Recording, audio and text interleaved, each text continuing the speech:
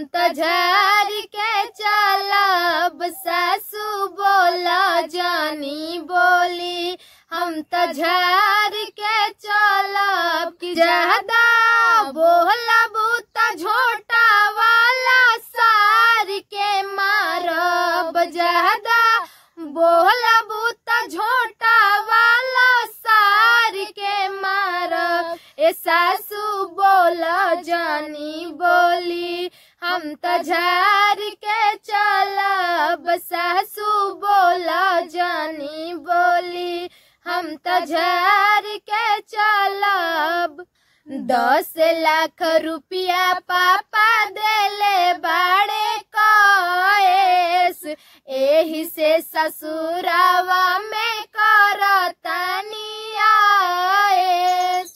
10 लाख रुपया पापा देले बाड़े कएस, एही से ससुरावा में करतानी आएस। हमके केतना डेरवैबू नाही डर के रहब। हमके केतना डेरवैबू नाही डर के रहब।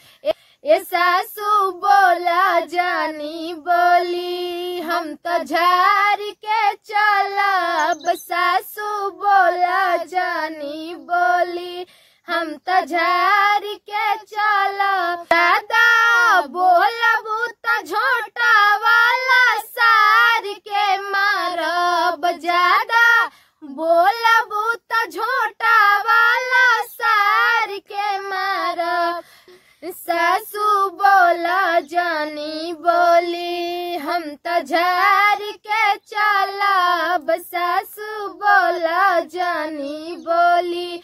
हम तो झार के चलब। कीन लेनी बेटा तो हर रही नायब बस में, अपना बलमुआ के राख ले हब कस में। कीन लेनी बेटा तो हर रही नायब बस में, अपना बलमुआ के राख ले हब कस में। हो बोली है तो झोटा वाला सार के मारब। उहो बोली है तो झोटा वाला सार के मारब। सासू बोला जानी बोली। हम तो झार के चलब सासू बोला जानी बोली। हम तो झार के चलब।